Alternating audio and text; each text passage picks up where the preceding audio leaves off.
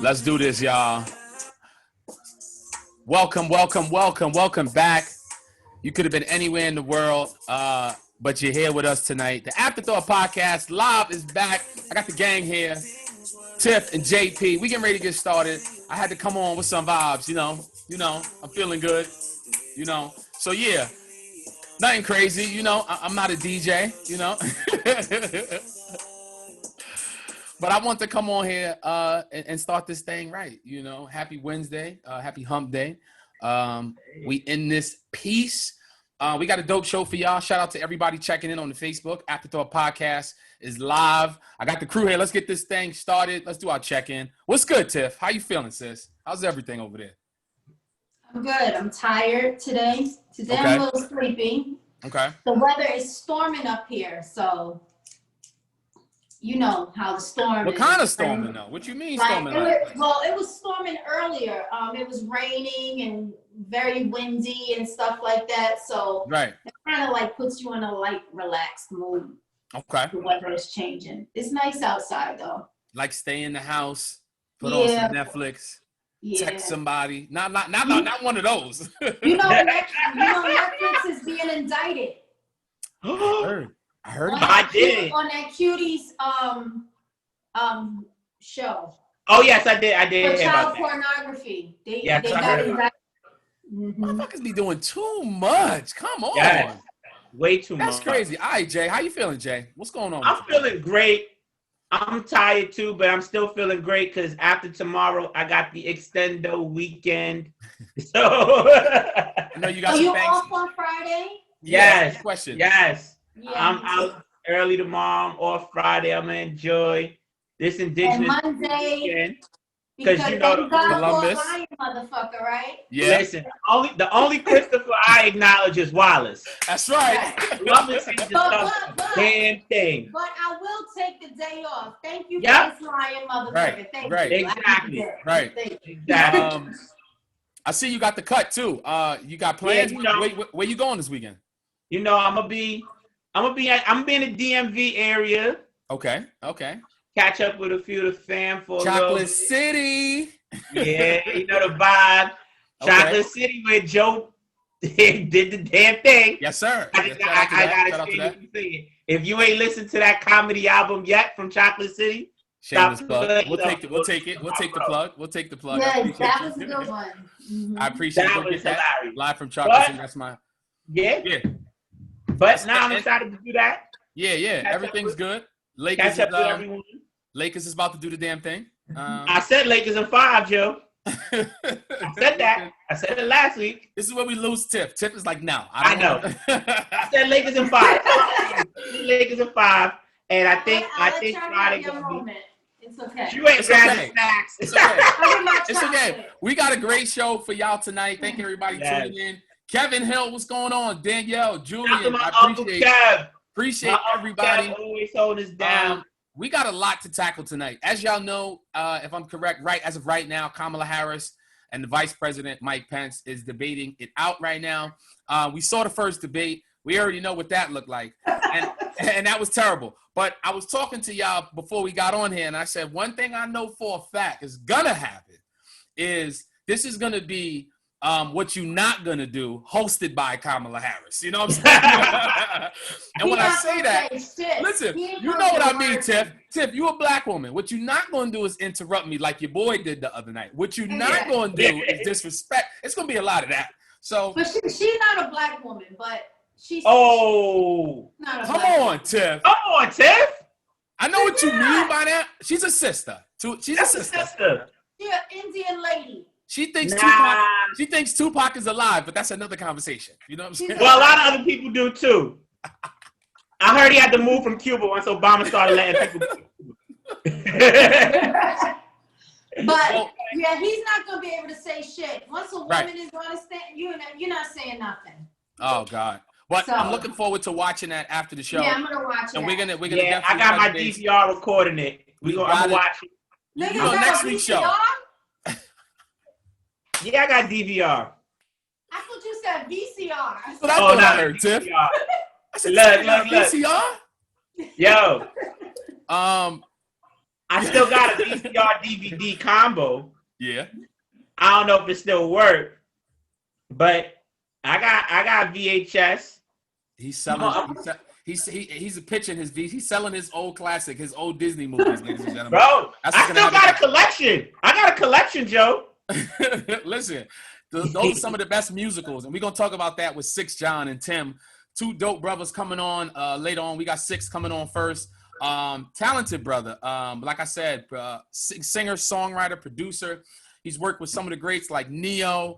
I was even reading that he worked with Shaquille O'Neal, so you know we gonna ask him about that. We got to see how that was. But he's worked with some greats like Headley, and he's also worked with the hit show Empire. So I'm glad to get him on. And you know he a basketball enthusiast too, Joe. Yes, I know. So I know. Tiff, we gonna break this up into sections. I ain't even gonna hold you. Listen. Tiff does his radio thing. Tiff does his radio thing and know him music. Down and stand by.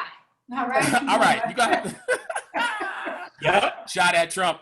And then after that, followed by Sixx, we got my guy Tim Victor, New York native singer songwriter, live music. I mean, I've seen this brother perform throughout the city, all over in different. He performs internationally, and he's got some music that we're gonna play tonight as well.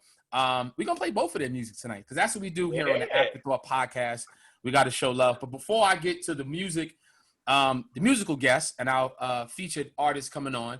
I got to tell you about my trip to Six Flags real quick. Let me hear it. Yeah. We've been waiting for this.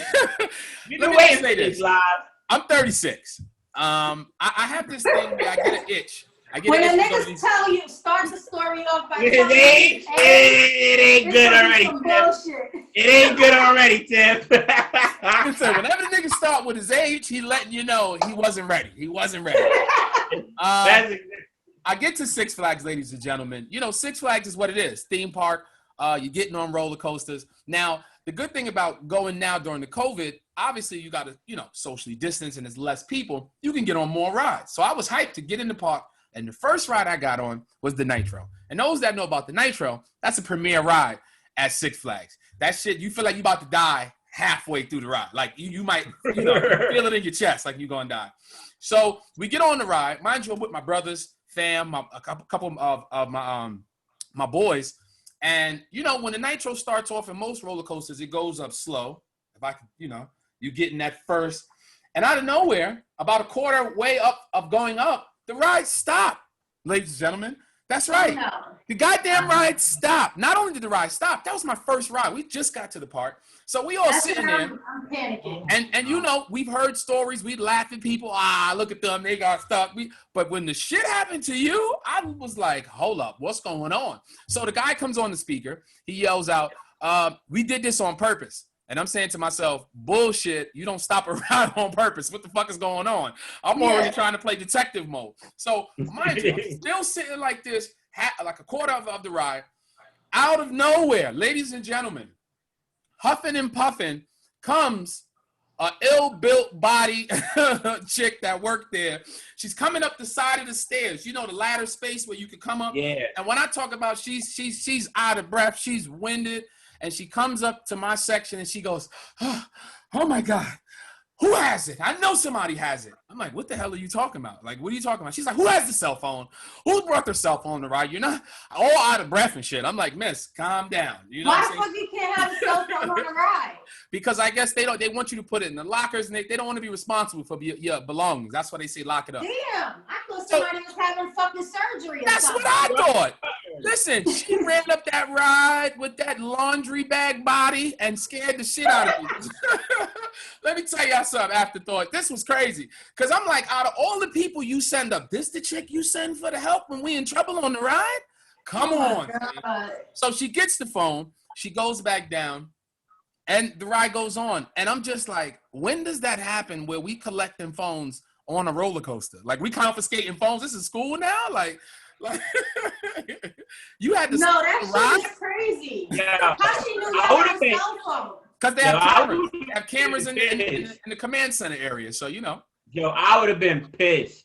I'd have been pissed. You a fucking cell phone? Listen. Hell no. And not only that, you know, they have the masked police at Six Flags. You know, they walk up to you and do this shit like they signaling a play in baseball. like it's real. What'd you say, Jay?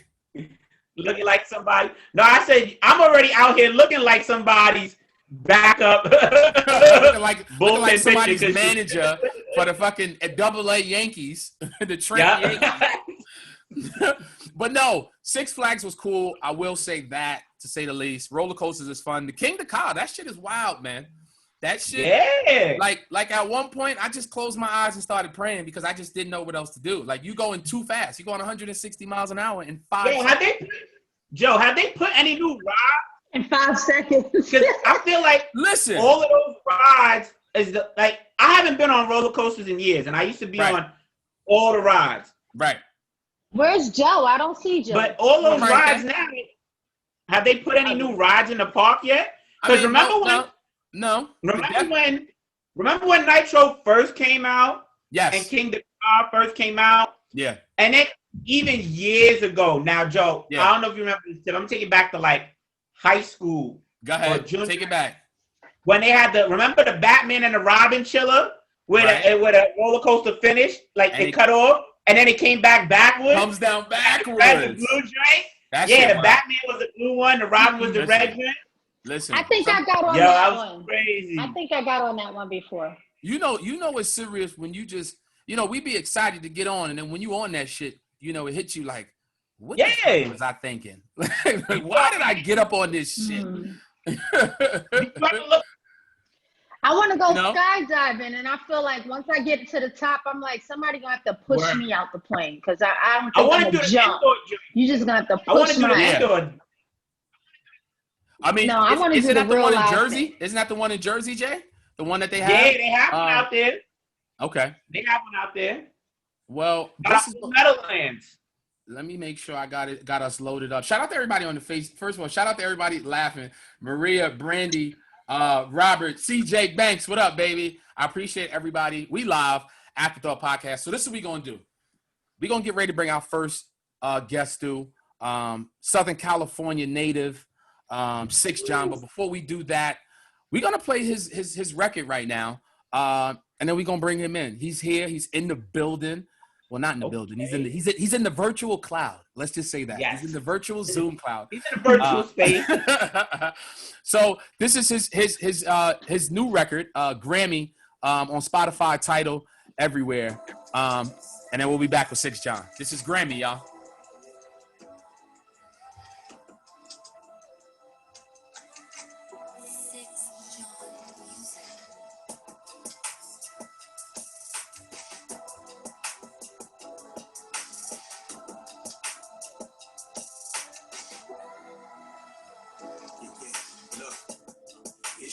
Tripping off that app again, asking me why I be double tapping pics.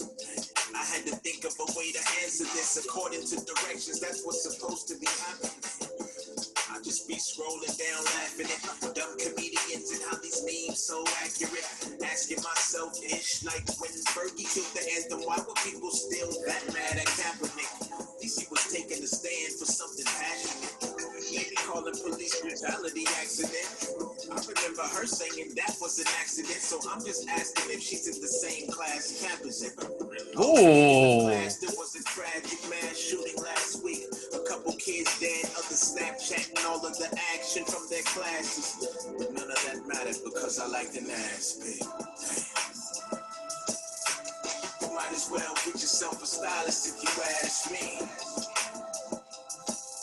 You keep talking about the gram like you about to win a Grammy. If it were me, I would stand in the mirror practicing that speech. Cause you keep talking about the gram like you about to win a Grammy. I'm loving that vibe, and he's here right now. Let's give him a warm welcome. Let's do it old school style. Clap it up. My brother Sixx John's in the building. What's going on, brother? Yeah. How you doing, man? What's going on? How are you? First of all, thank you for coming on the Afterthought podcast. Shout out to Tiff. And just, with everything going on, I'm glad you could take the time out, my brother, to come on here and chat with us about music, life, your journey, And just so, we can get to know you some more and let the people, kind of get the insight and behind the scenes that we don't see, So absolutely. I appreciate it's an honor. It's an honor and a privilege. That you guys reached out. Shout out to Tiff too. She hollered at me. We made it real quick and simple. Yes, sir. And yeah, thanks for having me.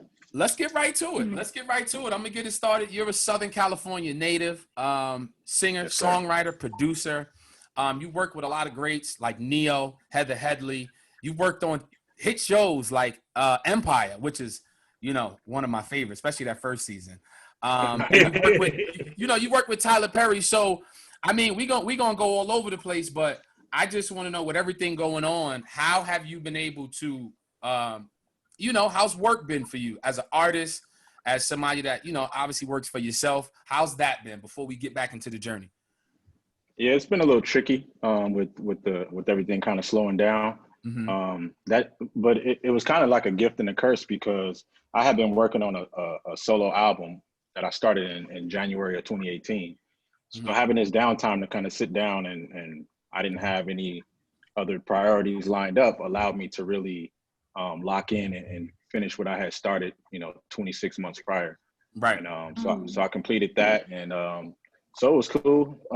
But yeah, it's been tricky navigating through this pandemic, but God is good, man. So always I got a roof over my head and gas in the car and food on the table. So end of the day, that's wealth, And he's been making sure you good you've been doing this for, probably 20 plus in the game. Yeah. Like I said, working with legends. So let's flip it. How did you get started in that? Take us back, like to the beginning. I want the origin. Was you like in the basement? You had the MPC. I want one of those stories. Like, how did you? One of those stories. Oh, I got it. Not that exact moment. But I'm saying, what is your origin story? How did you start to get into music? I got it. Earliest age.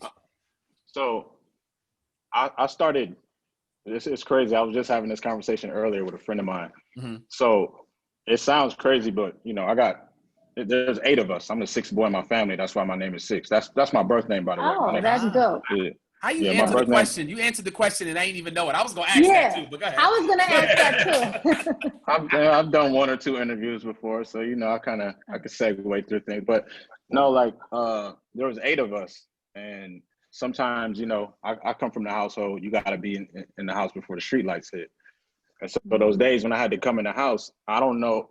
Well, initially I didn't know where it came from, but I was really fascinated with words really early. So when I couldn't go play outside, I used to read the dictionary.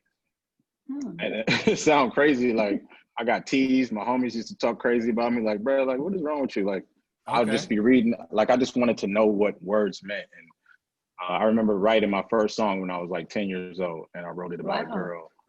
Yeah. And I would take songs that was on the radio, like NWA and stuff like that, and I would just rearrange the words and make it apply to my family, like all my siblings. And I remember doing Boys in the Hood. I was like 10 or 11 years old, and I was naming my brother's car instead of cruising down the street in my 6'4", but I was like changing all the words. So early on, when I think back to that, I guess there was just something in me that really triggered it, being a writer. So that's kind of like the early stages. And my mom sings. My father passed away, but he sang and played guitar. We used to just jam out in the house when my parents was playing guitar and piano and stuff. I would have, my mom and dad bought me like a small little Casio keyboard, so I would just kind of play by ear and try to join in on the little mini jam sessions we would have in the household. So it was a lot of those type of moments, man. And but I was a basketball player, so even though I loved music, I was really shy. I'm still a shy adult, but I was extremely shy as a kid. So I would never tell anybody that I did music, except for my super close friends knew that I loved it. But if there was like ciphers and stuff at school, in high school, I was the dude in the background acting like I didn't rap at all. So I was dope. So that's kind of how I got started, and those are the early days. Go ahead, y'all. If y'all want to jump in there, I know y'all got some dope questions for Sixx. Go ahead, Jay. I wanted to ask you about your sports background, because growing up, having a sports background, someone who still coaches, like, on the West Coast, like what were some of your influences or what got you into wanting to play the ball? Who were people you looked up to? What were some of your favorite players? What introduced you, what brought you to the game? What introduced me was my father and my brother. My father actually played for the Indiana Pacers in the ABA. What? So it's a bloodline of hoopers. Like, what's his full name? You know I'm gonna Google it too, Sixx. Not playing. I got you. Everything's Googleable. I think I made that one. Jerry Johnson Sr. is my dad's okay. But, okay. So that's how I got introduced to hoop. And then my brothers obviously all hooped. And me, being, the youngest, they used to beat up on me. And eventually, but my brother Jerry used to always say, like, Sixx is going to be the best out of all of us because he's going to get all the tools from every single one of us. And by the time I was a junior in high school, I was 5'7". I was dunking off drop step. Like, it got crazy. If you not during the show, but later go on YouTube and look up. I'm about to say play that clip. And out of nowhere you see dunking. No, it's like a good 10-minute video on YouTube of me banging out on people, and so that's how I got introduced to it. And that's my first love, man. And I still coach. I coach high school basketball now. I'm a head coach, varsity coach, and I do player development and stuff like that. So I never lost my love for that. That's what's up. It's just a blessing to be able to do the two things that I love the most and the two things that I'm most passionate about. So that's a super blessing. But that's how I got introduced to it. And then my uncle was a Hall of Fame boxer. Marvin Johnson. He's a Hall of Fame 3-time light heavyweight champion of the world, and it's a bloodline, man. It's bloodline. It's real competitive. These Johnsons is real competitive. You come from a very talented background. I would love to be in that household with all those musicians in there, and just Thanksgiving, just any regular day. And everybody is just singing and playing music. That must have been so soulful and spiritual. It's amazing. It's amazing. Like I got nephews that are, as I see them grow up and stuff like that, they're kind of taking the reins in the music. I was the first one that took it this serious and took it this far. But I see them going, beyond what I've been able to accomplish over the years. They're super talented.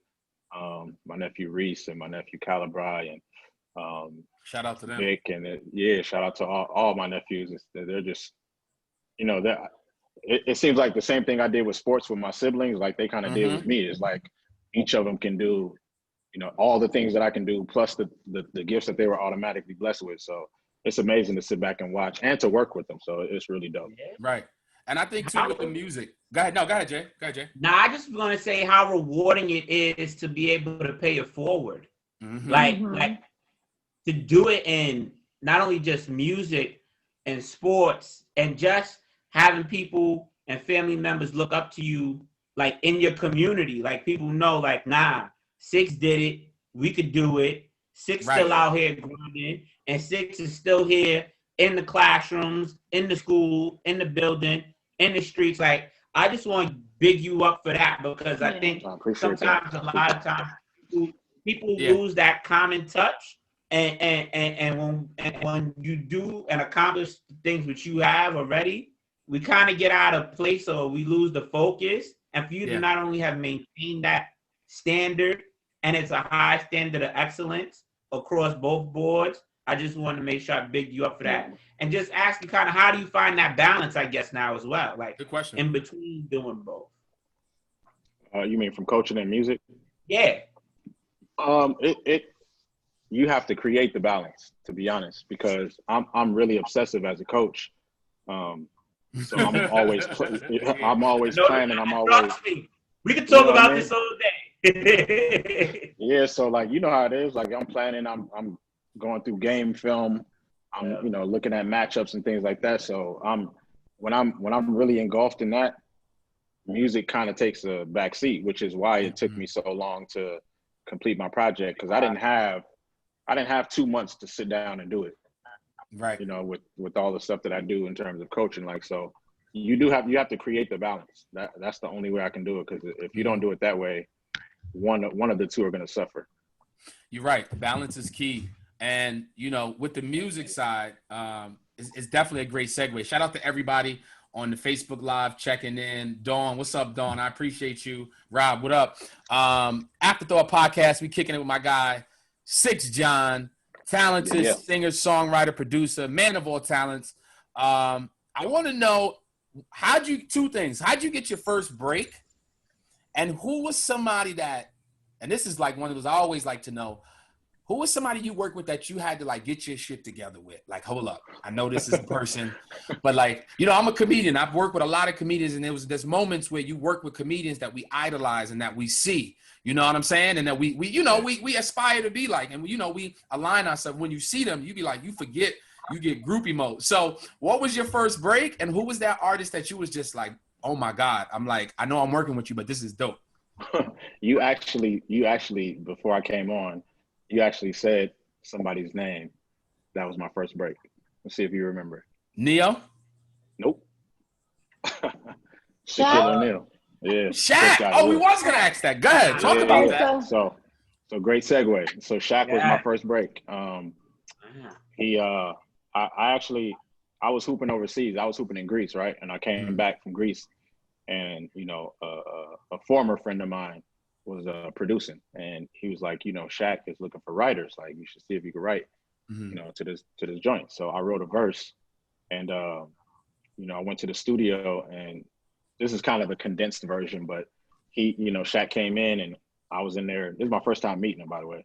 Right. So he's huge, right, in person. Yeah, like, he's so huge. So, right. So I look up like, oh shit, like this is really Shaq, right? You know what I'm saying? Like, it's him. So right. He's like, he said, you finished that verse? I'm like, yeah. He was like, let me hear it. Spit it for me. And so I start spitting the verse for him. Internally, I'm nervous. Right. Rightfully so. But that doesn't, once I say my first word, it's like in hoop. If you get butterflies or something, once the ball go up in the air, that tip, and you touch it, like, it's out the window. Yeah. So as soon as I say my first word, all that nervousness goes out the window. So I start spitting, and he stops me like 4 bars in, like, wait. Start over. Say that again. And I'm like, okay. So I spit it again. Boom. He stops me like 8 bars in. I don't know. Start over. Do that one more time. That's crazy. But by this time, I'm spinning the 3rd time. His hand on me, because he right here. His hand, big ass hand on my shoulder. All right. So, and he like, so that verse turned into 18 songs on that album, and that song was the first single. Yeah, that song was the first single featuring Dub C. It's called "Connected." Hold on, before you, wait, I gotta throw this in there. That's right, Shaquille O'Neal. I was like, the nigga wrote for Shaq? Yes. But my question is, which Shaq did you write for? Was it the Kazam Shaq or the post? Like, cause y'all know Kazam. That like, my name is Kazam. I got a whole plan. You listen to, I said, hold on, I know Sixx ain't right for that shit.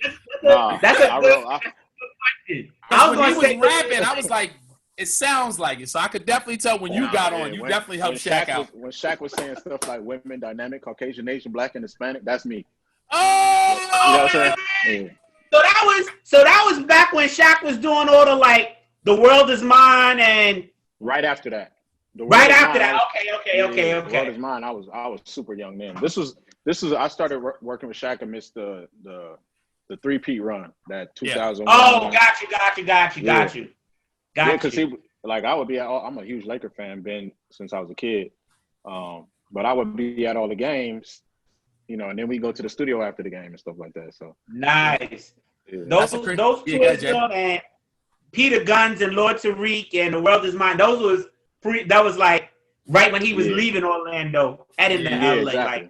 Exactly. Like, got you. Exactly. Peter was still around a little bit though. Now he has to answer your other question. Wait, so how did you get the break? How did you get that break? Damn, my bad. I just totally skipped that. Nah, you good. We got you. Yeah, so that turned into, Shaq really taking me under his wing. Mm-hmm. And my very first placement, where I walked into a record store and saw my name on it. Most people don't know this story. I'm giving it to you.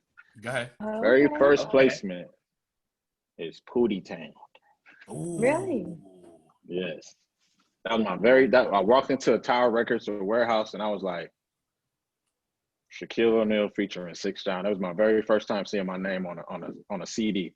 Amazing. Wow. Yeah, that was so dope. I'll never forget that moment. I remember where the store was too. Like, I'll never forget that moment. It was So super how'd you work surreal. with Neyo? So that, how'd you link with Neyo after that?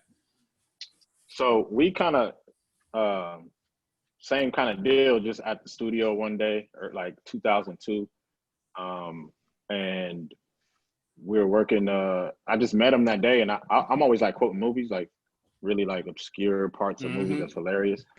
And so I randomly did it just in the session, and then he like finished the sentence, and we both like, I'm like, wait a minute, like, you know that, like, don't nobody watch that but me, like, so we kind of just connected, and we met each other. It was almost like we knew each other forever. And oddly enough, just recently, a yearbook was dug up, and lo and behold, he and I went to the same middle school. Wow. And, See yeah, I that? was an 8th grader, he was in 7th grade, or I was 7th grade, he was 6th grade, something like that. But Right. it's crazy because we found the yearbook pictures, and he posted it on his Instagram. Like, it was crazy. So this is kind of like this is your destiny, because it was It has to everything be was like aligned.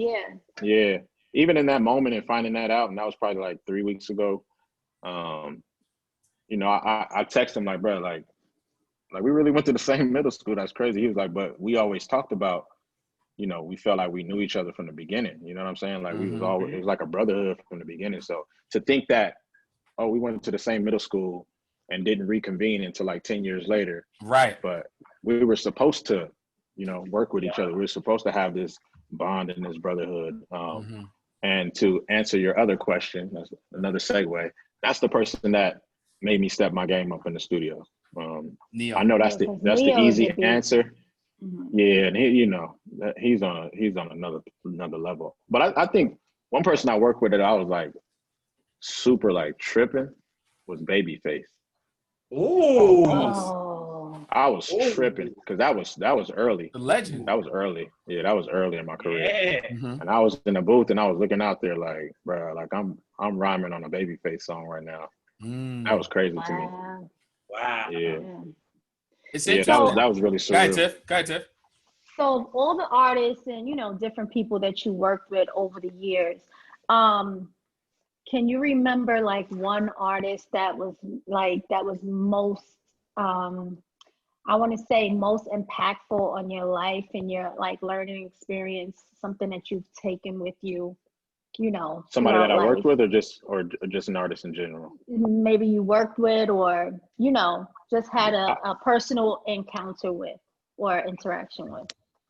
I don't know, like outside of I don't know if it's somebody that I work with, but I'm like, I'm a music head, so I listen all the time and I learn, and just like sports is so synonymous. You see somebody do a move, and then you in the backyard trying to right. So I'm the same way with music, and I hear like certain attributes that artists have, and I'm like, how did he get to that? Like, so I'm really a student of the game. So I think I can name a few artists that really shaped me, and not that I've had a personal encounter with Jay-Z because he was the president of Def Jam when Neyo was signed to Def Jam, and so at the beginning of Neo's career, I was his DJ. And so Jay was traveling all around and kind of putting his stamp on Neyo, on Rihanna, on Tierra Marie, and a group Black Butterfly. So I had personal encounters with Jay, but I was a huge fan of Jay even before that. Yeah. So he really shaped me as an artist. Eminem shaped me as an artist. Royce the 5'9" shaped me as an artist. Oh yeah, that's my favorite MC, bro. Like Sixx, I don't want to interrupt you, but no, you good. I still slept on. When people talk about lyricists in the game, like Royce, he's just that guy on so many levels. Yeah. So Top tier. I just have to say that. Yeah, no, top tier. Yeah, so people like that, they really shaped my career and impacted me in ways that maybe they'll never know, because when it comes to me kind of just being therapeutic with music and listening to it, those are artists that I go listen to for certain moods. So definitely impacted my life like that. Stevie Wonder is my favorite artist of all time, though. Oh, okay. So what's your process when you're about to like work on a project? What's your process? Do you have any like rituals or anything, you know, to prepare yourself mentally and creatively for a project? Sometimes I just go listen to like really dope artists, just because I'm really competitive.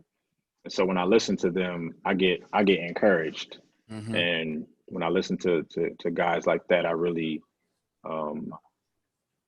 it really makes me step my game up. So that's kind of my process. Or on the flip side, which is the polar opposite, if I'm doing a project of my own, like my album that I just completed, I won't listen to any rap. Because it's almost like hanging out with your friend when you start picking up things subconsciously. Right. And I'm like, where did I get that bar from? Or what did I, so I won't listen to any rap. I'm listening to Sade, Anita Baker. I'm listening to, Marsha and bro, like everything else, like not rap, just a lot of melodic stuff. Yeah. So that makes a lot of sense. Yeah. So I just try to avoid it because I don't want to, accidentally duplicate something or take a word or a pattern or something like that. So right. Yeah, I don't really have any other rituals. I just, I like to write with the music really loud because I like to feel like I'm inside the beat. Yeah. And that's kind of how I navigate through it. Well, those that don't know, that's tuning in right now, appreciate everybody. We chatting with Sixx John, talented brother. Not only is he a songwriter, producer, he's worked with some of the greats. And you've also done television. You've done some work with Empire. I want to know what it's like to work with Cookie. No. Doesn't everybody? but you work on set and you worked in the environment with that, and also Tyler Perry, the Single Moms Club, those that know, follow Tyler Perry's movies. How was that on that tip? You naming stuff I don't forgot about. I'm like, But how was that experience? It's great, man. Just having my name on films like that, and it goes back further than those. Like my first movie obviously was Pootie Tang, but Undisputed and A King's Ransom, and I did Cat Williams Pimp Chronicles Volume 1. I scored the whole film for that in 2006, and but yeah, Empire was super dope. Neyo brought me on for that, and we were both writing. I was writing all the rap stuff, and he was writing the R&B and pop, and it was it just made sense, because we worked so easy together, and so it's like, yo, you take Hakeem stuff, and and I'll take Jamal, and it was just really easy. But I just remember the day that we got kind of signed the ink on for the deal. Though we were all in the studio, and Lee Daniels came in with like, I don't know, 7 or 8 staff members and writers from the show, and a couple of the actors.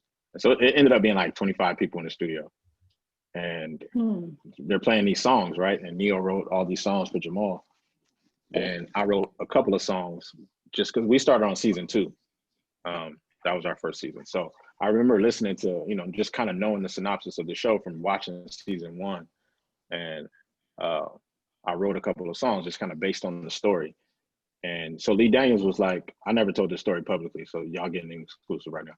So Lee Daniels was like, okay. Afterthought, you're getting exclusive right now. So Lee Daniels was like, yo. Lee Daniels was like, I love all these records, but he was like, this is his words. So he was like, I need some nigga shit. Like, I need some get. And I was like, oh, shit right there. Yeah. So I'm like, I'm sitting on the couch. Somebody else is next to me. Then Lee is right there. Then Neyo and my boy Sauce and all of them is over there. And Neyo says, "Play Power," which was the name of the song that I wrote, and for Hakeem or whatever. And it ended up being "Ain't About the Money." And that was like the biggest song of season 2. Yeah, and, I remember. So you remember that? So he played that song, and the very first line was like, "When I'm in your presence, you can feel the power, even if the company was built from powder." And he was like, got it. Like, what? Who did this? Who is that? And Neyo pointed to me, and Lee looked at me, and on my dad's grave, he said, "You're a fucking genius." Oh wow! He was like, you know, we heard all we need. He said, make that a duet. Make that Hakeem and Jamal. You know, we played the record loud. It was just, you know, for Hakeem, but he said, make that a duet. And yeah, that was that. Ink was solidified, and yeah, that was that. That's ill. Wow. You know, to be able to, you know, do these things and accomplish so many things. I got one more for you on a serious tip. You know, we all human outside of, you know, what we love to do and things like that. One of the things I know that you did, you had a track called Cotton that you had released in 2018. You know, it was in response to the shooting of Ahmaud Arbery. And I noticed you do a lot of activist, you know, stuff in your, you know, with your music and using the platform and speaking to the, you know, the repeated murders of Black folks and things like that. But talk a little bit about that, especially with the climate of our country. You know, we got the debate on tonight, you know, elections coming up. Just talk to Breonna Taylor, George Floyd. Exactly. Just talk to some of that before we, you know. Yeah, I originally wrote the song in 2018. I released the video in 2019. And I always kind of describe that song as the only song of mine that I wish would go out of style. Just because of the content. Just because of the content. Yeah, so unfortunately, I don't foresee that happening. Yeah, it's tough. It's a tough spot to be in. I'm naturally a homebody anyway, so the pandemic was what I did every day. So, but it does make me a little more mindful of, you know, the simple things, going to the store or having a headlight out or a tail light out, like those things that, you know, you kind of look, you know, you could overlook. In some instances, there's just so much attention on that. But yeah, that song, man, it hits home. It makes people uncomfortable. I wrote it that way purposely. I did the video that way purposely. If you guys seen the video, there's a whole bunch of images of, you know, lynchings and our people just getting beat up and you know, all hangings and everything. So I made it uncomfortable on purpose because I just felt like it was important to be a voice. That was kind of like, you know, and I wouldn't call myself an activist. I don't feel comfortable having I'm not into politics like that. I don't feel comfortable having like political conversations and things like that, but I'm really self-aware and I'm passionate about my people. And that's why you'll hear me always address situations. You'll always hear me put sprinkles. Grammy is like, you know, that song is about a failed relationship and my ex always tripping on Instagram. Yeah. And so I was able to address even in that song, you know, I'm on Instagram looking at all of these other things that's happening to us. And you concerned about, you know, an ass pic that I might have double tapped on, you know what I mean? So it's like, right. You could start an argument with me while I'm away from home and I might not even make it home I might not even make it home tonight. Just depending on, you know, the cop could just be in a bad mood. Exactly. Right. They could have had a bad experience with somebody or just woke up on the wrong side of the bed and said, I'm gonna kill a nigga tonight. That's reality. Yeah. It's unfortunate, but reality. I mean, what are they gonna get? Paid administrative leave? Right. No, you're right. That's nothing real. So I mean, yeah. So Cotton is, you know, it's one of those heavy moments, and you know, it's definitely on the album. It's number 3, and you know, the tagline in the song is, I think once it reaches a wider audience, it's gonna be some crazy conversations about that song. Because I say, if you ain't one of us in the U.S., you should have picked your own damn Cotton. Yep. Yeah, we need those conversations, brother. Yeah, for sure. And I'm ready for it. It needs to be a voice like this in music, a voice like this in hip hop, to kind of go against the grain. You're never going to see, you know, me talking about, you know, misogynistic things, and I'm not going to be in mansions in my videos with Lambos and stuff like that. That's not me as an artist. So yeah, you're going to get what you're going to get. Can I say this real quick? As much as you may say you're not an activist, as an artist, the biggest voice for so much activism is in the arts. So we need the things that you're doing. We need what it is that you're saying so that it gets people to start talking. It gets people to start thinking.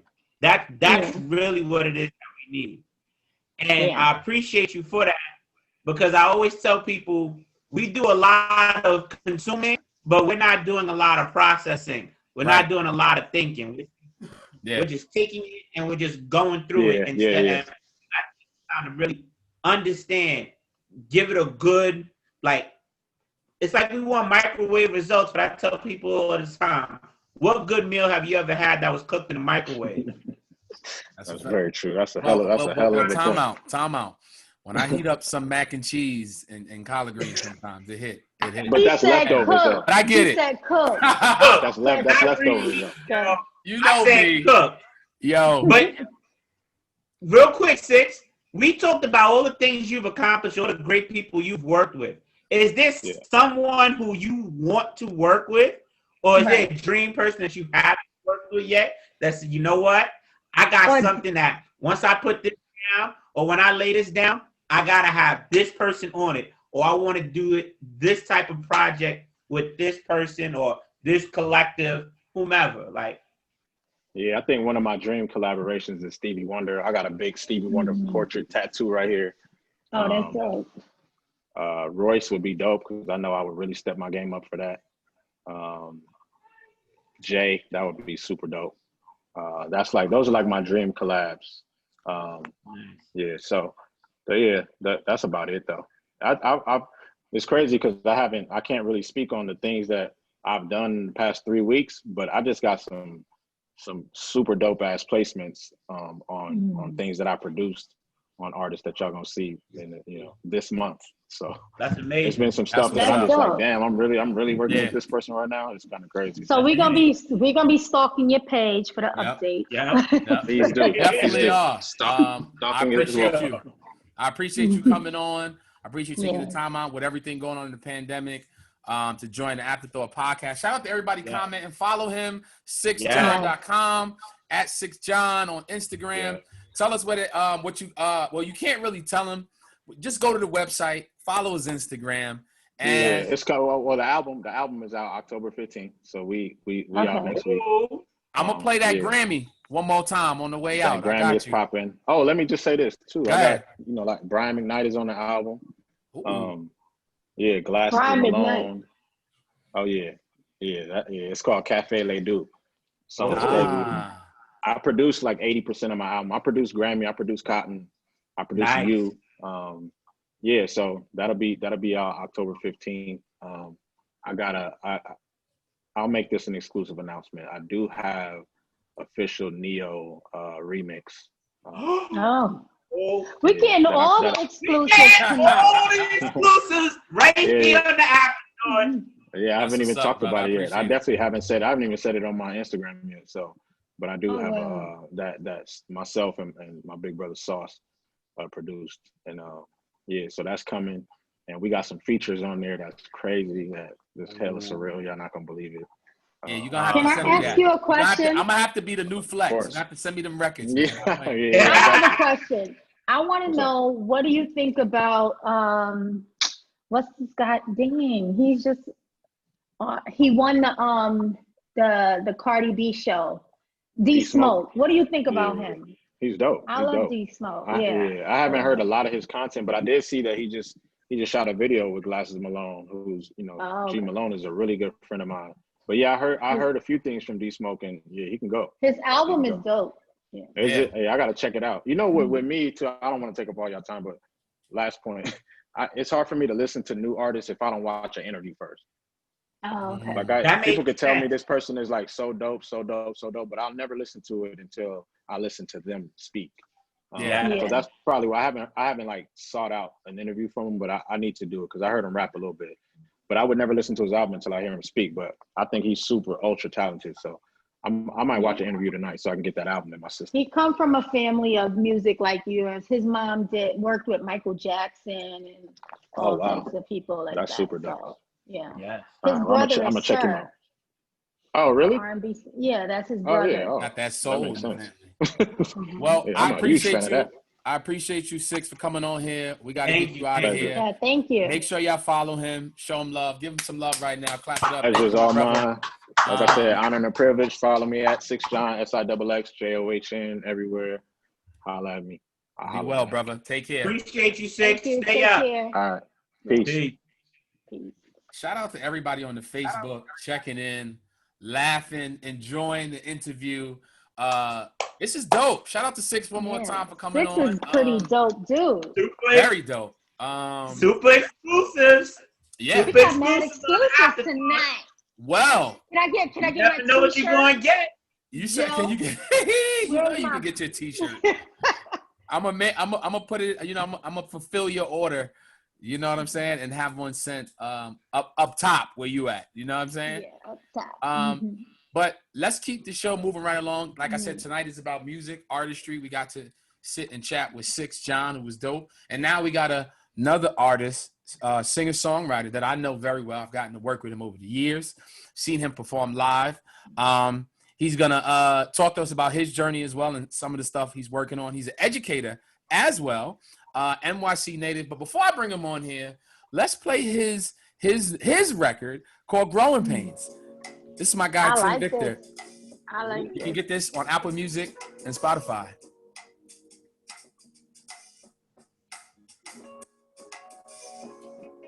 Just yesterday, everything seemed so great. Cause my head feels like a brick, couldn't push it away.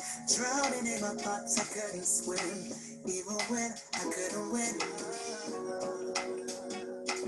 Because the power will wouldn't let me in. So awful, didn't make a sound. Can you hear me now? I know you see the ground. It's called Growing Pains. Didn't make a sound. Can you hear me now? I know you see the ground. He needs to submit his music to the radio show. So the growing pains running through. Let it all fade away. This is going on my playlist, by the way, Tim. I know you're probably watching in the virtual world right now.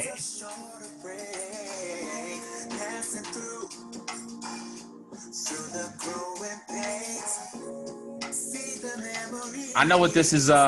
Will make this even better. We got to get Gray on the remix. Something smooth.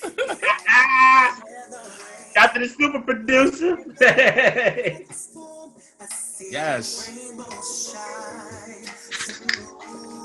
It's a vibe. It is. I'm going to download the song when we get off this phone. It's definitely a vibe.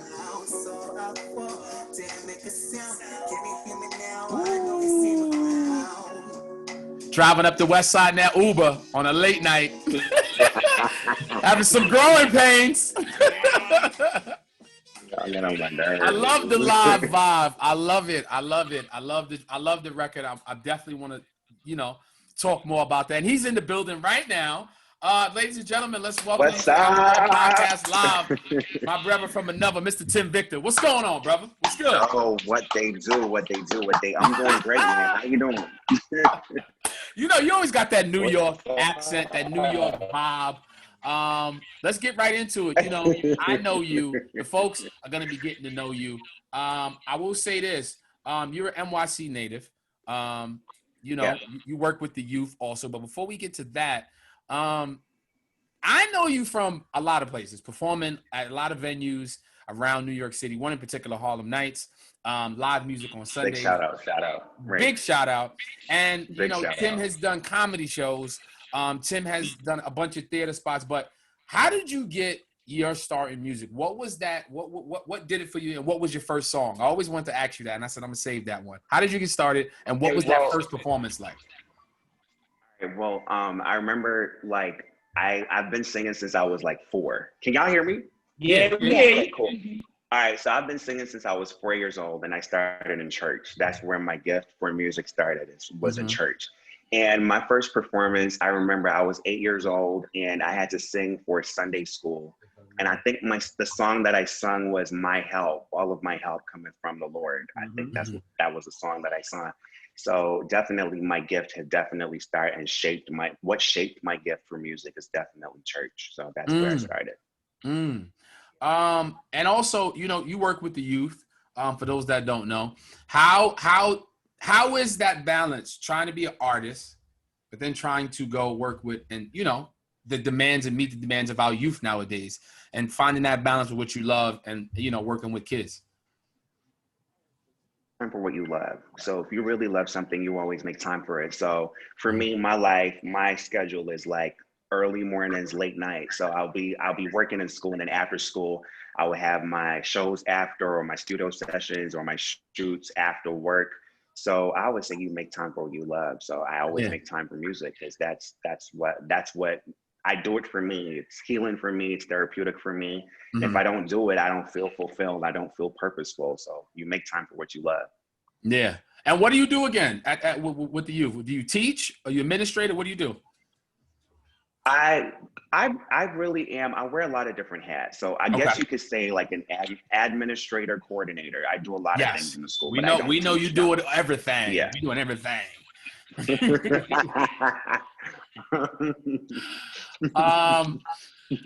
drinking water, guys. Yes. He's drinking water. Yeah. Water. This is the best thing that you could drink, okay? Right. Especially tell him that sparkling water doesn't count. Oh, come on. Tell JP sparkling water does not count. That does not count. That's right. Tiffany, that's right. That's soda. Without the syrup. I got my ascension. Well, get your ascension. Let's drink. All right. So Tim, I've seen you perform live, but before you go a little later, before we get through the questions and getting to know you more, I know the folks want to hear a little something. I don't care if it's a cappella. There's no pressure. I know that's what you do. But where did you get your musical influence from? Like, I know you said church. Any other family members? Anybody in your family that did music? Actually, come to think of it, like, I don't really come from a musical family. My family, they're music lovers, but they're not musically inclined. So because they're music lovers, and the music that I grew up with a lot of gospel, grew up with a lot of jazz, I grew up with a lot of soul.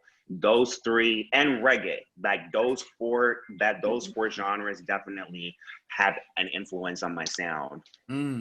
So I would say the kind of music that I do neo soul. So as you know, neo soul it's a fuse of different genres of music. So that's definitely my influence of music. So yeah. Who's some of your favorite artists right now in the game? You being an artist as well. Who's somebody that you look at and you'd be like, Solange Knowles, Daniel Caesar. I love her. Solange Knowles, Daniel Caesar, Moses Sumney. I don't know if you're familiar with Moses Sumney.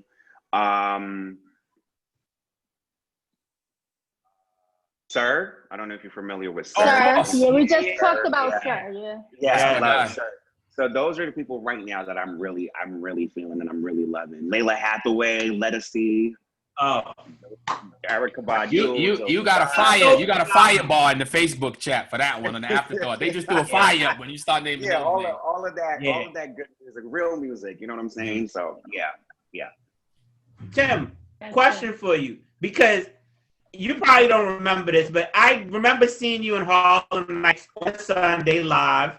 Joe would invite me after brunch, and I remember you performing live. And I'm gonna tell you something which stood out to me about you. Right. Like when you were performing, you were so you see artists who are so into the music. Like I felt like you were so into your music and your delivery, and I felt it. Like, what is it about performing live or in? And I like an intimate venue like that, where the people are really there with you and you're there with them. What about those experiences do you relish? Or when you're in those moments, what are you thinking about, and how are you trying to approach it to reach out? I'm actually trying not to cry right now. That got me really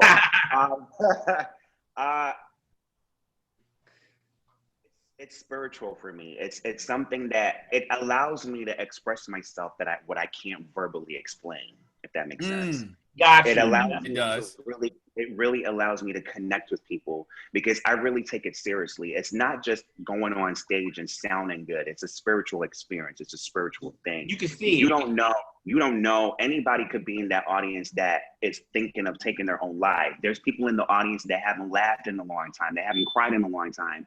That's and based on what you give, and based on your gift, and based on you being obedient by doing what you're doing, that could save their life. That is how serious I take it. It's not just, obviously you go up there, you have a good time with the music, but it's so spiritual, it's so deep, it's so moving. So every time I do it, I really take it seriously, and I really just give it my everything. If I'm not gonna give it my all, I'm not gonna do it at all.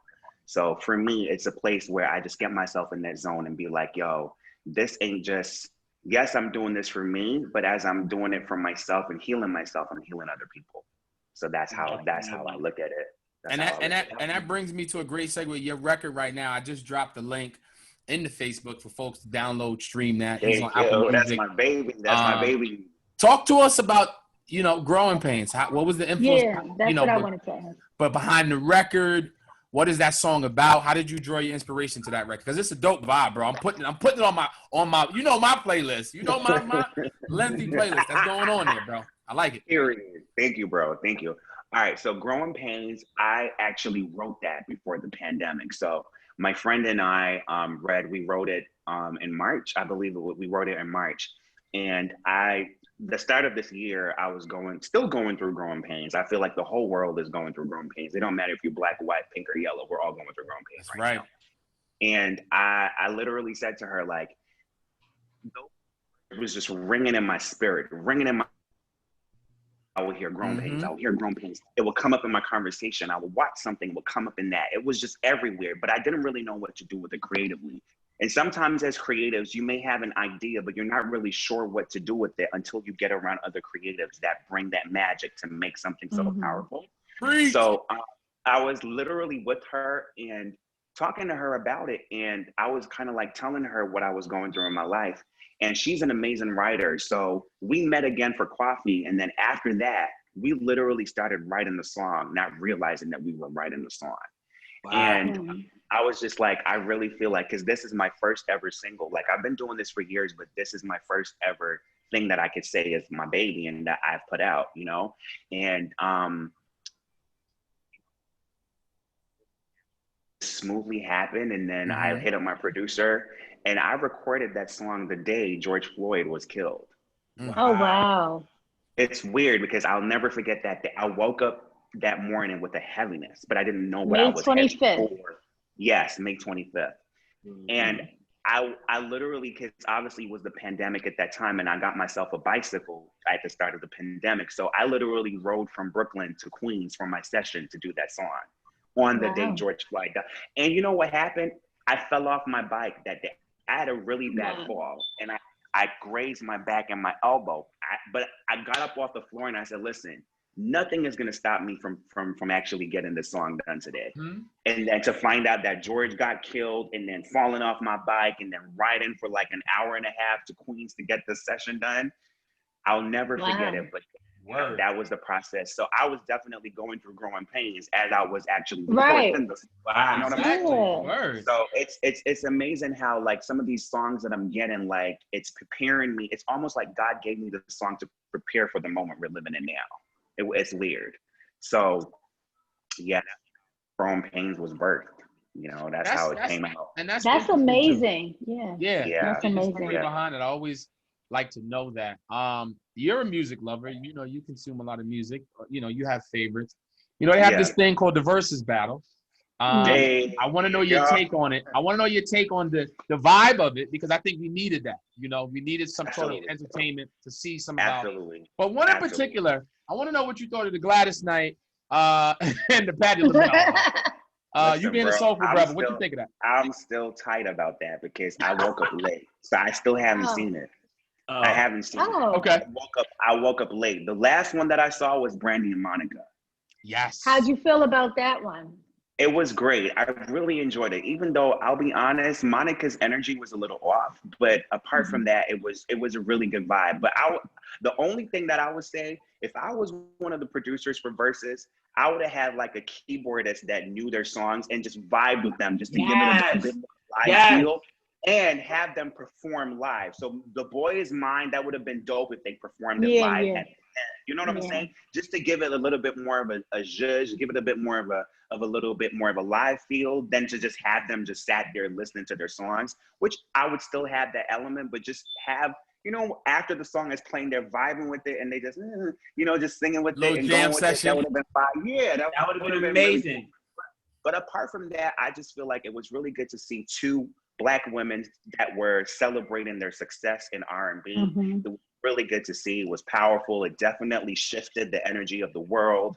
Everybody was definitely uplifted and vibrating from it. So it was really good to see. Like, it was really exciting. It was really good to see that. So that was fun. We saw that music a little bit when you talk about the gospel influence. If you saw when they had Fred Hammond and Kirk Franklin. Yeah, that was beautiful. So even though they weren't in the front, you heard but the actual. But you saw how the live vibe took it to another place. Yes. And it made it. That's what I was gonna say. That live music experience, more relatable. Yeah. Hearing live music as a musician, something I think that's missing is actual instruments. Like I miss live instruments when we hear live performances. Right. Because something about hearing the music live from an instrument and the vocal instruments that other singers have, it creates an experience unlike any other. Because if you think about it, you just feel it from in your soul. It just something in your stomach is just like it's hitting like right here, and then it's building up. Yeah, it's a spiritual experience, because I feel like, we're in a pandemic right now, so we're locked away. So we don't really have that opportunity to go out and see, and to see live music. So if we're having a versus thing that's virtual, bring that element of live in it, and you will still have, and you may not be present at the place, but you will still have that feeling of when you will be at a live concert, Right. I felt like Brandy wanted that experience. I felt like that's what she wanted that. Yeah, like she was such in a good place, but Monica was like, So, but I enjoyed it. Yeah, me too. I enjoyed Erica and Jill too. I love them. Yeah. Just because it was so good to see them get the flowers that they deserve, which we always talk about here on the show. And just seeing them really celebrate each other, hear the different stories. Like hearing Jill talk about how she was singing live on You Got Me, and then Erica was on the record, and then she sang it live. Yeah. She had to go sing it live randomly one day out in Philly right before. And I'm like, knowing these stories and hearing these queens was just dope. Like you learn so much and you gain so much, and then you don't even forget, but it takes you to a place. Like those songs take you to a place where it just felt so good, and you remember being at this party or in school at this place or at this dance. Certain things, It was definitely too. No, I was gonna say I just enjoyed what I enjoyed the most about Erica and Jill is that they got excited about one another's songs. Yes.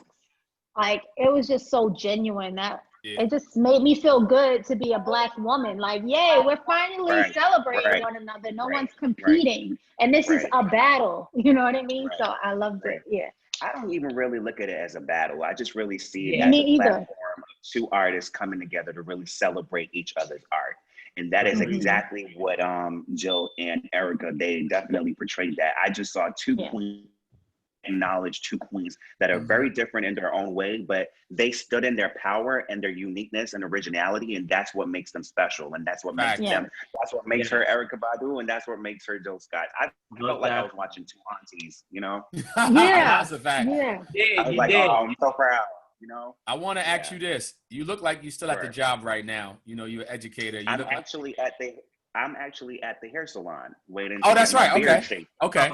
I'm about to say he's still at work. No, I'm No, I wanted to ask you before I get back to the music. You being an educator and working with the youth, with everything going on, it's a two-part.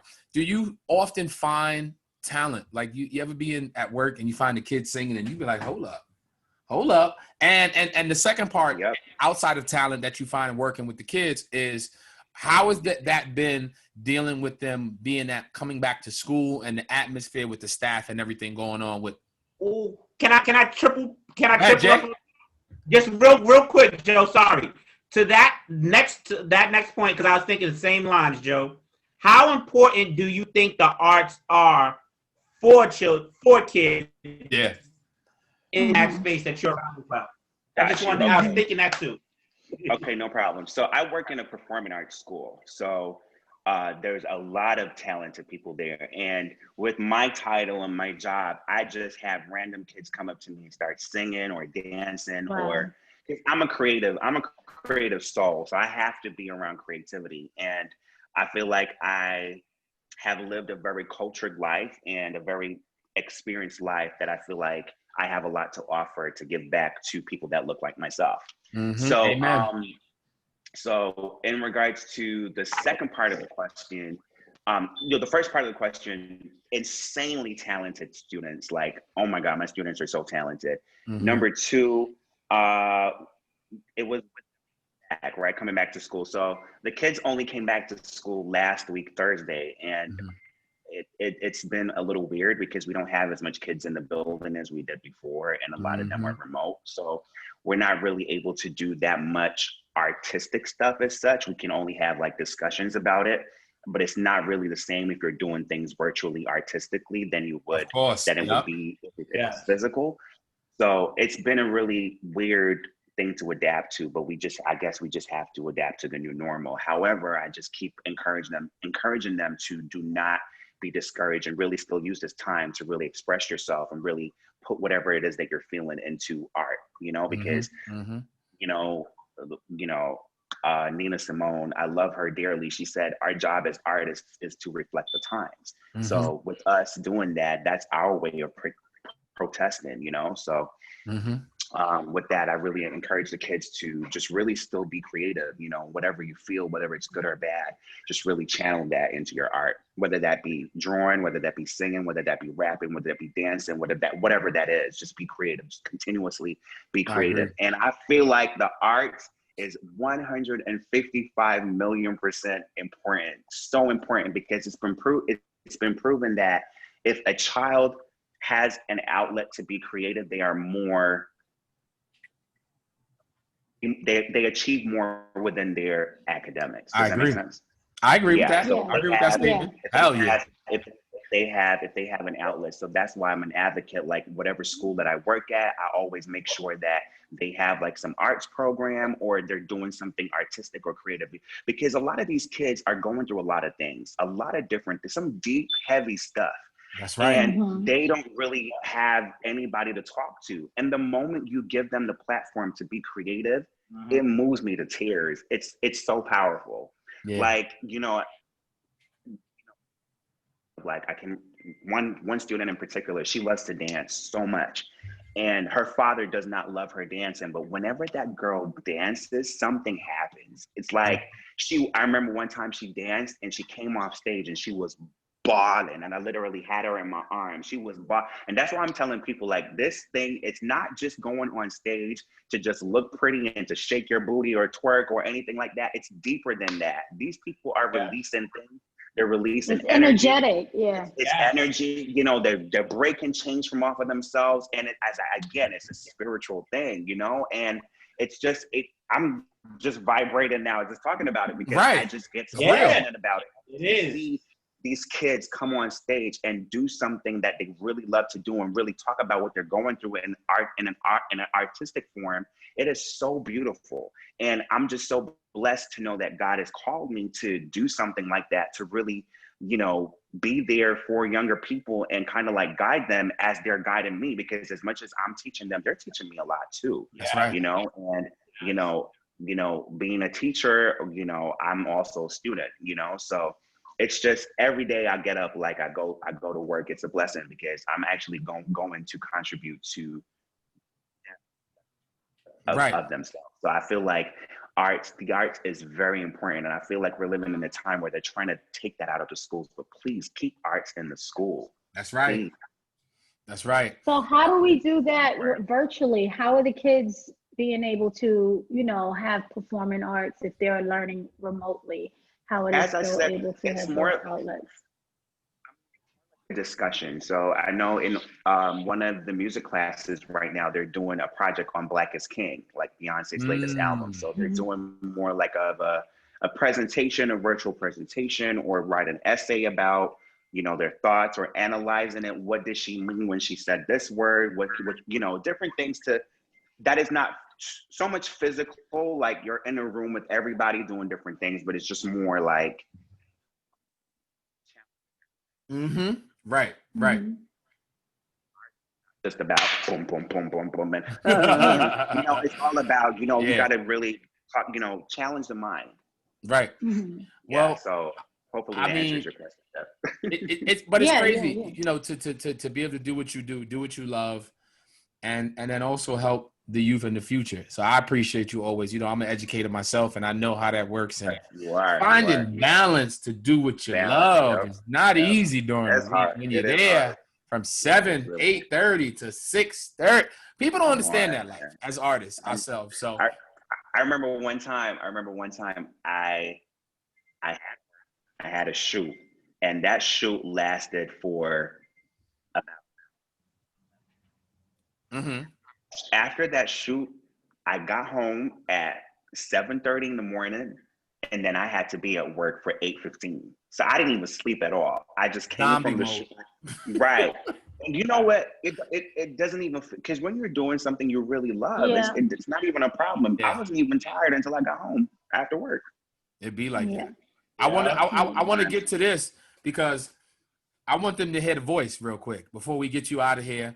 And we, you know, you tell us how can we support you, what you got coming up in terms of the music. But hit them with a little, you know, because you know. But before I do this, you know, before I introduce him the right way again, you know, I had an R&B album that came out back in the day. You know what I'm saying? And Tim knows. Shout out to Mr. Ruger, by the way. Shout out to Scrap.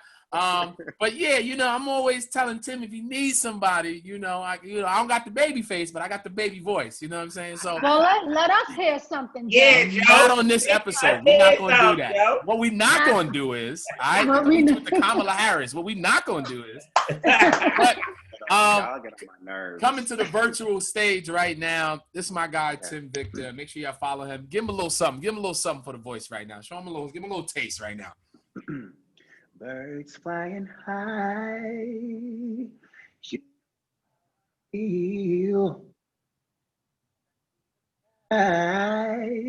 You know how I feel. By, you know how I feel. It's a new day.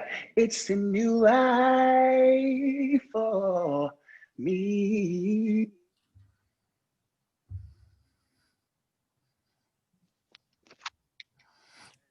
It's flying high, you know how I feel. Sun in the sky, you know how I feel. We drifting on by, you know how I feel.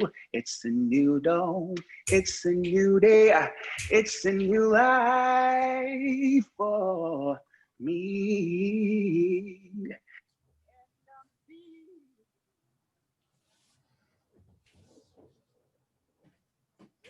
And go. See, cut the check right now. Cut the check. I want you to submit your music to my morning show, to my radio show. On Fridays we do a Keep It or Kick It. So we have all independent artists. You submit your music and we play it, and then the listeners get to vote whether to keep it or kick it. That's gonna be. I'm gonna give you the email so that you can submit your music and your cover art. Absolutely. We got your info. I believe so. We got your info anyway. Yeah, so I got it. She'll take care of you. All right, thank you. I will do that. I'll do that. Tell the people how can they find you, what you're working on. How can we support you? So y'all can find me on Instagram at Mr. Tim Victor. So everything that I do is on my Instagram. What do I have coming up? So I'm working on some new music. I'm in a place in my life right now where a lot has happened the last few months. I literally found my dad and my siblings last month. That's what's up. So that's been an amazing journey, and Beautiful. I'm currently writing about that in music form. So that's I'm working on that right now. And yeah, I have a band, y'all. I have a band. I'm so dope. Yo, would you be interested in coming on in the future and doing a little intimate concert, maybe? You know, I mean, coming back on the show virtually and doing a live performance some in the future. Once you get the band, do a couple songs. We'll throw the Cash App up there. Make sure they donate, because you know how it is. But yeah, I was thinking that. I said I gotta get Tim to perform live too. That would be a vibe. Yeah. Actually. We would love that. We love that. So yeah, I have a band. We've been performing a lot out. I mean, not virtually, like outdoors. So that's been pretty cool. And as I said, like I found my siblings. So my sister, she has a baby shower coming up this Saturday, and I'm doing a mini concert, but she doesn't know that I'm doing a mini concert. Oh, that's dope, bro. I hope she's not watching now. Oh, she's not. No, she ain't. Well, I hope not. We gonna edit this out now. Not if it's live. But no, I appreciate you, my brother. That's our time. Dope. I appreciate you. Make sure y'all follow this brother.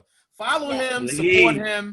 He's in the trenches. He's in the trenches, like Lil Durk say. He's in the trenches, working without you. And yo, wait, big shout out to Sixx John before. I was watching the interview. Like, how inspiring is that? Like, that's so cool. Y'all gotta hit him up. I want to work with him. Sure, you have to. That's what this about is it. about. That's what this is all about. That's it. Exactly. That's what this is all about. He's dope. He's dope. I'll connect y'all and make sure. But yeah, please. I appreciate you. And what we gonna do? Thank you guys. Thank you. Because we a vibe here. We gonna play that record on the way out as we outro you. Make sure y'all download that. Growing Pains. My guy Tim Victor, NYC native. Dope dude. Show him some love, y'all. Clap it up. Thank you so much, Tim. Thank Thank you. y'all. Thank y'all. Thank Keep you. up the good work. Keep up the good work. All right. Blessings. Thank you. Later, boy. All right. Bye. Bye. You know this shit gonna be on my playlist, y'all.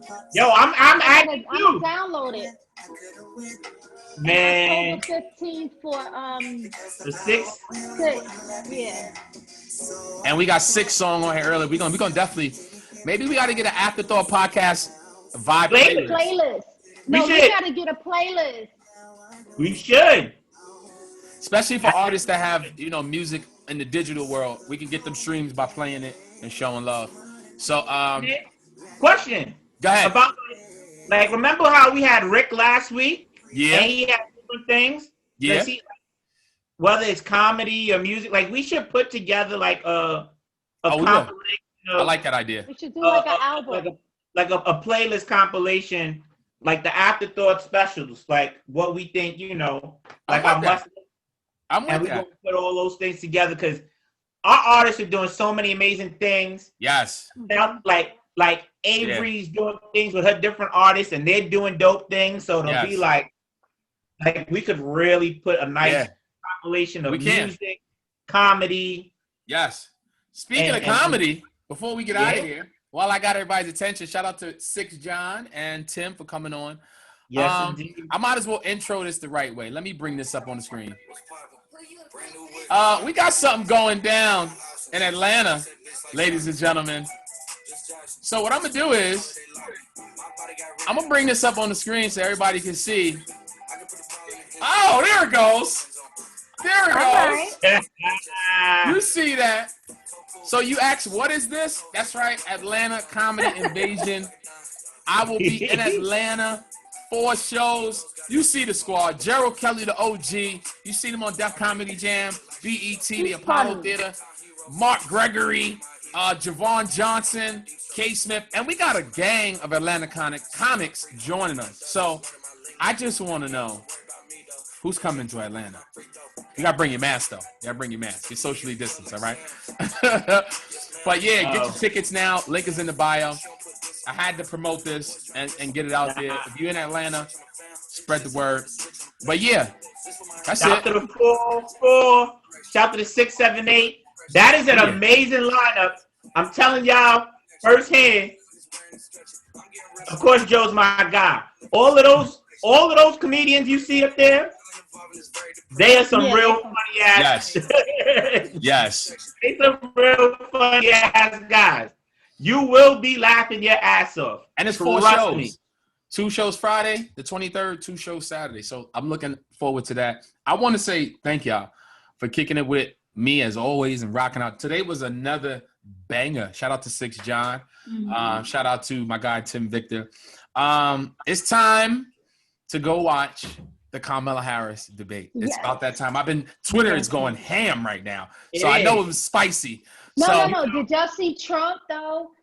You know, he said he was not going to sign the bill until he wins the election, until after he wins the election. But he reneged on it. And then he said, you know what, Nancy? I'm ready to sign it now. He's getting on my goddamn nerves. He's so stupid. Before we get out of here, tell them how to find you, JP. You already know the vibes. Afterthought Podcast. At JPC, the number 2, KLUB. You know, that's on the Twitter. That's on the Instagram. I just want to say shout out to my co-host. I think we just did another dope-ass episode. If you haven't watched the episodes, catch up because we're doing some dope things. We still got some even more dope guests lined up. Got a potential sponsor I'm going to talk to y'all about when we pop off. You know how we do. So, all that being said, we just want to say continue to thank you. Shout out to all my family and friends, you know, always on the check-in, on the live, showing love. We appreciate you. We love you. Shout out to all my Greeks. I know my D9 heavy with Kamala up there doing her thing, man. You know, I got to hold it down for my D9 Greeks. Yep. You know, she may not be everybody taste, Tiff, but I'm going to tell you this much, though. I got to try to help be my sister's keeper where I can. And I just want her to be able to be held accountable. But forget all that. Trump gotta go. Trump gotta go. Vote and hold your politicians accountable. That's what I'm saying. Vote, go ahead, then Tiff. hold accountable. Tell us where to find you. You can find me on Facebook, Tiff Tanto. So that's TIFF TANTO. And that's pretty much it. I host a morning show on the radio at WYWM Radio. And that's Monday through Friday from 7 to 10 a.m. And that's the morning show.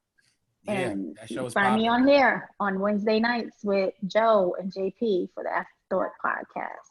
You already know. I appreciate everybody tuning in. Follow us on social media at the Afterscore Podcast. You can get us on anchor.fm / the Afterthought Podcast. If you want to support the show, click that sponsorship button, donate $1, $5, $10, or just share our shit, like it, subscribe.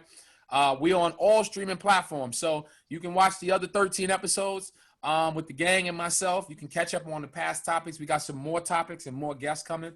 But yeah, you can even suggest some topics. Yeah, let us know. Let us send an email. Let us know. Email us, afterthoughtpodcast@gmail.com, and let us know. Or right on here.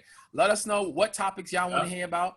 But we got some more guests coming, more comedians coming through, more music artists, more industry. More different dope people. Health and wellness coming up. You saw we had the water challenge. I got my water going, y'all. You know what I'm saying? Got activists coming up. Young activists coming up. So more importantly, continue to follow and support. One more time, thank y'all for tuning in. You know what, Joe, we got to do? We got to do a show with youth. We got to get some teens on. We got to we do. Yeah, we got to hear their perspective with everything. I think we should do that. I think we should do that around election time, like right before the election. Yeah, we need to hear what they got to say. Get some kids. And because I'm gonna leave y'all on this note because y'all thought I was being funny about having VHSs. And guess who featured on here, Joe? Guess who featured on this one? Your boy Mike F. How does that get for you? Shout out to Mike. Yo, that's our time. Make sure y'all follow us at the Afterthought Podcast. We'll see y'all next Wednesday, same time, same back channel, 9:30 here on Facebook Live and on all streaming platforms. You can catch us Afterthought Podcast. I'm Joe Hill. Y'all be easy. Peace. Peace. Later.